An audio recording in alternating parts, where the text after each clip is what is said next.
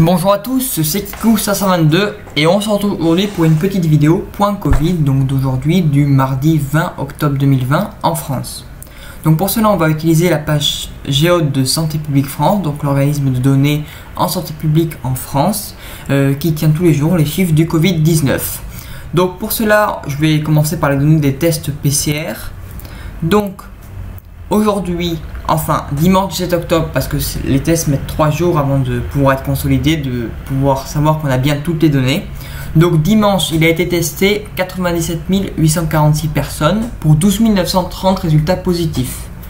Donc c'est au niveau du taux de positivité, 13,2% sur la journée de dimanche, contre 12,6% le dimanche 10 octobre, donc les données qui avaient été rapportées mardi de la semaine dernière.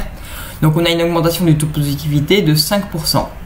Au niveau du taux de positivité en semaine glissante, donc par rapport à hier, on est à 13,6% contre 13,5% hier, donc un taux de positivité qui est en augmentation, qui traduit une augmentation de la circulation virale en France. Maintenant les données hospitalières. 1943 personnes ont été admises à l'hôpital en 24 heures.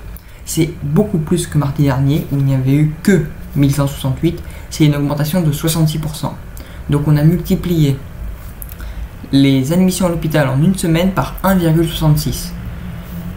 Donc je ne sais pas si vous vous rendez compte à quel point c'est énorme. C'est pas un doublement, c'est un peu moins, mais c'est quand même une augmentation très nette, notamment par rapport aux dernières semaines. Au niveau des personnes admises en réanimation en 24 heures, 278, c'est un record depuis le mois d'avril, et c'était 226 mardi dernier, ce qui traduit 23% d'augmentation, une augmentation plus faible, mais qui est quand même notable. Pour rappel, lors de la première vague, le pire jour, il y avait eu 771 personnes admises en réanimation en 24 heures. Le nombre de personnes qui se trouvent aujourd'hui dans les services d'hospitalisation, 12 435 contre 8 928 mardi dernier, 39% d'augmentation, donc plus d'un tiers en plus.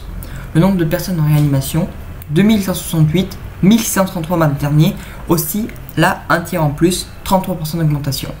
Maintenant le nombre de décès en 24 heures, ce qui est terrible, 163 contre 87 mardi dernier, enfin ce qui est terrible, tout décès est terrible, je commentais pas le chiffre là. Mais 163 en 24 heures contre 87 mardi dernier, c'est 87% d'augmentation, on est à un quasi-doublement. Il n'y avait jamais eu autant de décès à l'hôpital en 24 heures en France depuis le mois de mai.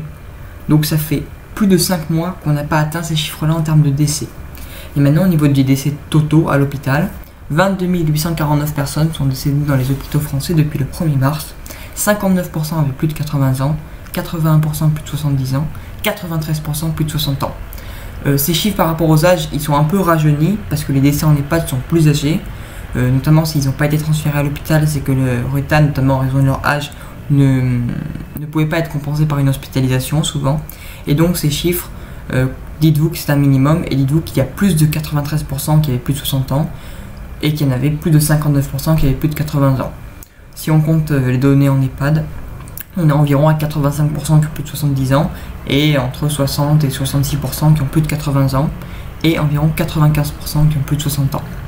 Donc ces données, qu'est-ce qu'elles traduisent? Elles traduisent une augmentation de la circulation virale évidente en France par rapport à la semaine dernière et un très fort impact sur le système hospitalier avec désormais des quasi-doublements des personnes admises d'une semaine sur l'autre.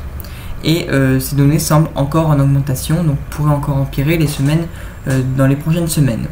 Au niveau des décès, on a également une augmentation qui n'était pas visible il y a encore 2 ou 3 semaines, donc on voit que les décès sont arrivés bien après l'augmentation de la circulation virale qui est intervenue dès la mi-juillet, même dès le début du mois de juillet.